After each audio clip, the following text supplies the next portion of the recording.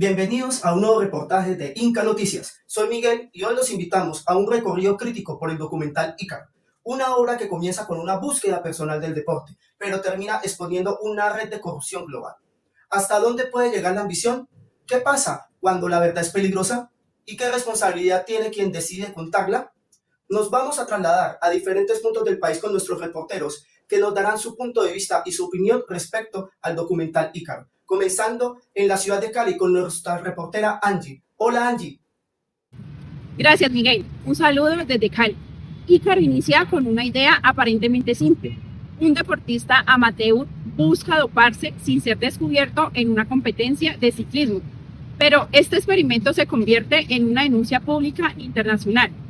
Como entrenadores éticos y profesionales, la pregunta ¿es correcto este tipo de comportamientos o es correcto hacer trampa, usando el deporte como estrategia política y pasando por encima del esfuerzo y los intereses de los demás deportistas? Mi respuesta es no, no es ético ni profesional. Finalmente, en el documental Ícaro se deja ver una delgada línea entre el periodismo investigativo y la manipulación ética que se ve en el mismo. Muchas gracias Angie. Ahora nos trasladamos al municipio de Fusagasugá con nuestro reportero Cristian. Hola Cristian. Claro que sí, Miguel. Muy buenos días para ti y para todas las personas que nos están viendo. En Fusagasugá también nos preguntamos cuánto poder tiene el Estado sobre el deporte. Grigory Ronchetkov, científico ruso y anterior director del Centro Antidopaje de Moscú, revela un sistema de dopaje estatal, pero él no es una víctima inocente, ya que fue parte clave de este fraude. Desde la Ciudad Jardín de Colombia, nos preguntamos si realmente pensamos en las consecuencias de nuestras acciones cuando están justificadas por el patriotismo. Actuar por orden de un sistema corrupto no exime a nadie de responsabilidad. Este documental, tan controversial llamado Ícaro, nos muestra que incluso los expertos pueden llegar a ser piezas funcionales de un engranaje tóxico. Muchas gracias Cristian. Ahora nos vamos a la ciudad de Bogotá con nuestra reportera Paola. Hola Paola. Gracias, Miguel. Desde Bogotá vemos una contradicción poderosa. Quien durante manipuló procesos y resultados termina siendo el denunciante. Robchenko pasó de cómplice a testigo protegido. ¿Es suficientemente decir la verdad al final para redimir todo lo anterior? Pensamos que contar algo mal después de haberlo hecho nos limpia moralmente. Su hacer se convierte en denuncia, pero su pasado lo condena.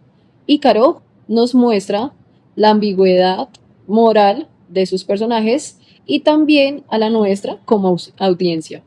Eso es todo desde Bogotá. Sigue Miguel, gracias. Muchas gracias Paola. Y finalmente nos trasladamos al municipio de Soacha con nuestro reportero Carlos. Hola Carlos. Muy buenos días, Miguel. Les saludo acá desde el municipio de Soacha.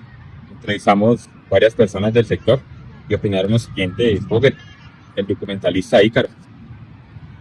También merece una mirada crítica. ¿Hasta qué punto está bueno involucrarse en el documental? Su pensar está guiado por la verdad o por la fama. Él mismo se educó y cruzó límites éticos. Ícaro sería Ícaro sin esa situación.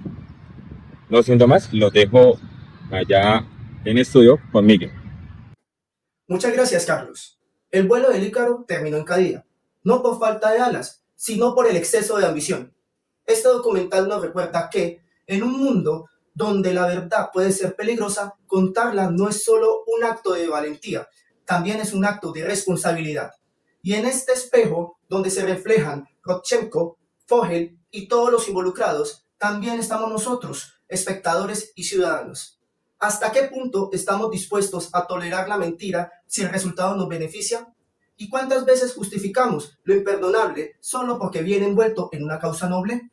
Quizá Ícaro no es solo un documental sobre dopaje, quizá es una advertencia sobre los límites que estamos dispuestos a cruzar cuando perseguimos una meta, sin preguntarnos qué perderemos en el camino. Gracias por acompañarnos en este recorrido crítico. Nos vemos en un próximo reportaje de Inca Noticias.